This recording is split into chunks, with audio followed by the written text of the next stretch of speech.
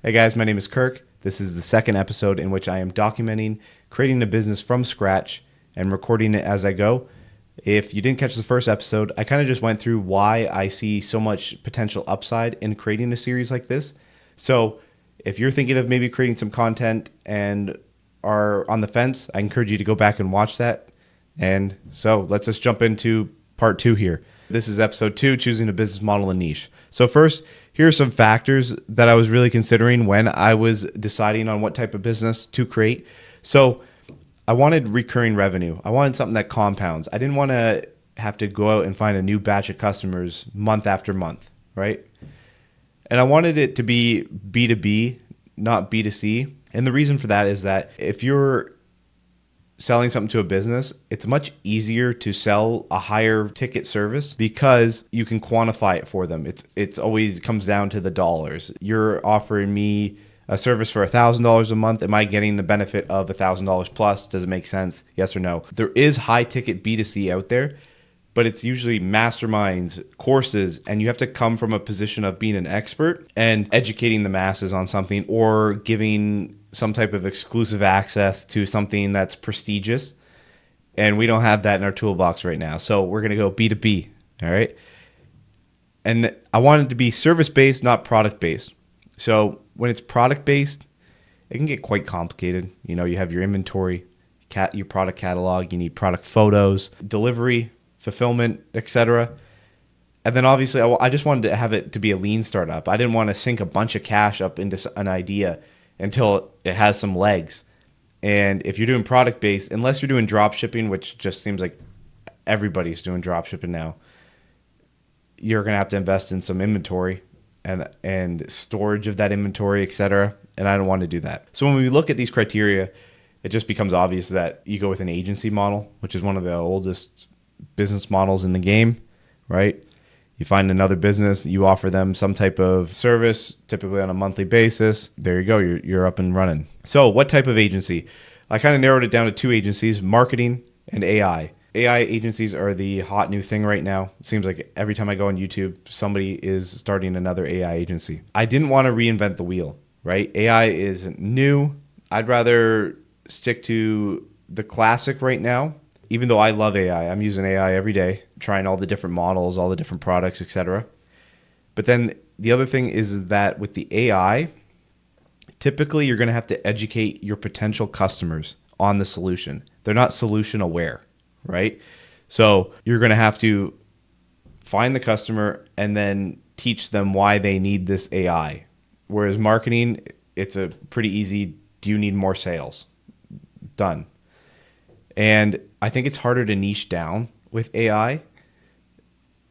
You probably can, and by no means am I an expert in this, but once you niche down, I think you're just kind of getting into a SaaS game, right? Like if you have an AI and it's specifically for plumbers, you're just really kind of, in my mind, driving down the road of just offering a software as a subscription, a SaaS business, and that's not the game I want to play.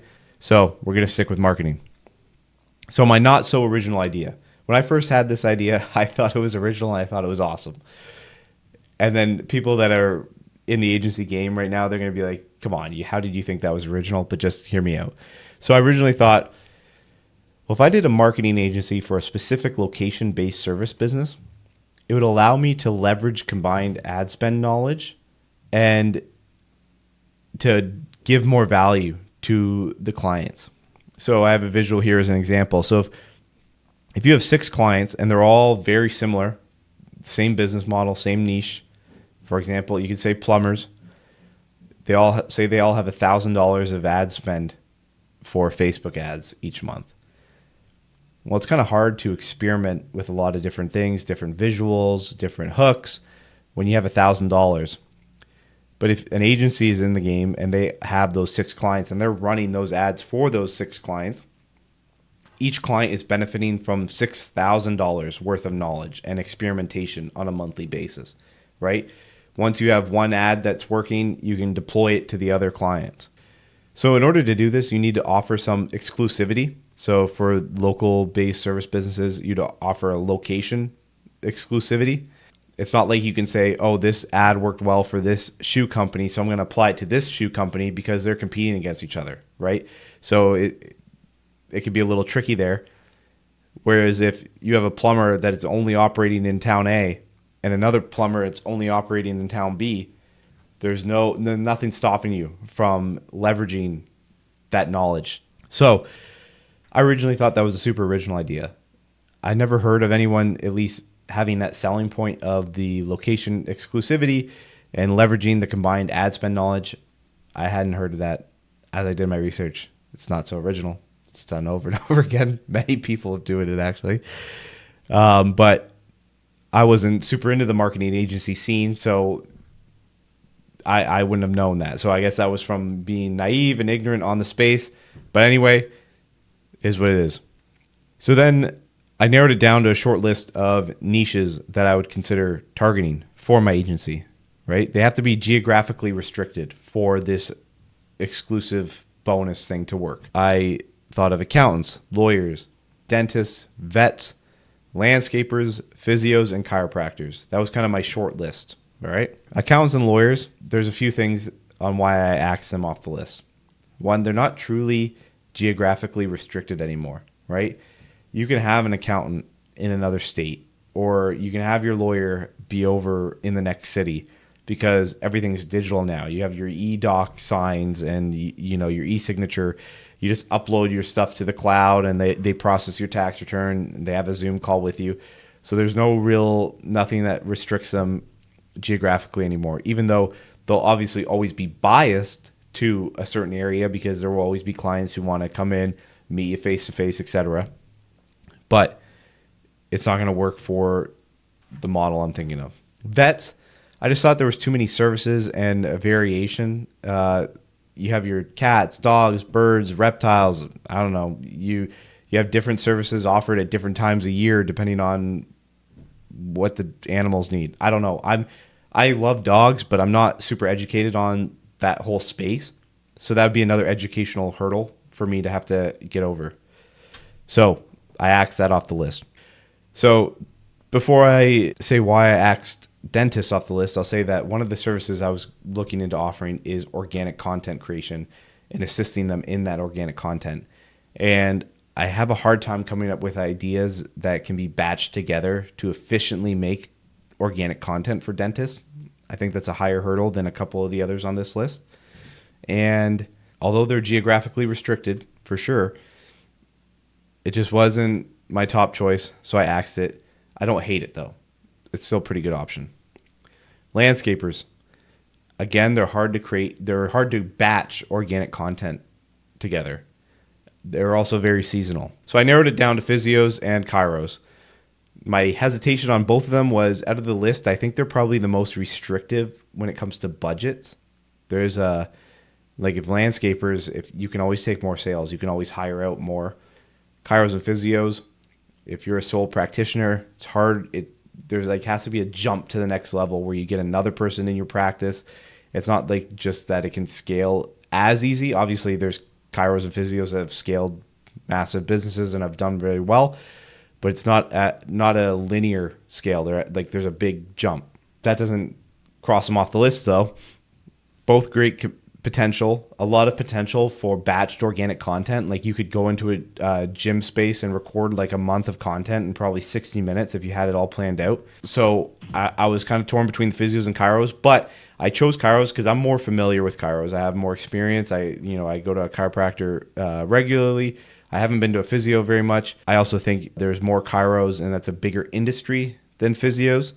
And so I decided to go with chiropractors. So a marketing agency dedicated towards chiropractors is what I decided on. So chiropractors, the selected niche, I like them because geographically restricted for sure. They're service-based. I don't have to deal with a product catalog for chiropractors when you're running Facebook ads or Google ads or whatever. I'm familiar with the space. I'm by no means a chiropractic expert, but I'm familiar with the space. Their services are pretty standardized, which allows you to scale ads more efficiently, right?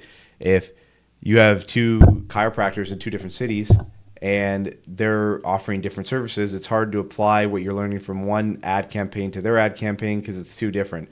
Whereas chiropractors, is pretty standardized. There's obviously going to be some other types of treatments or techniques that some use or not, but it's pretty generally standard. They also have great organic content opportunities, right? You see a lot of people, they're recording their chiropractic treatments online.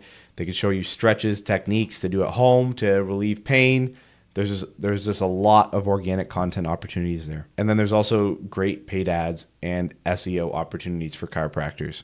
It's good across the board, except for maybe it's not a perfect when it comes to, there's going to be a lot of chiros in different positions on how much marketing they're going to want to spend on a monthly basis, but that's going to happen regardless of what niche you pick. So we're moving on with chiropractors.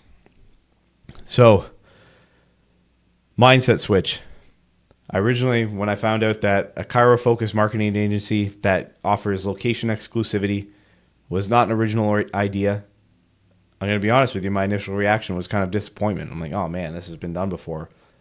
I don't know if it's worth doing.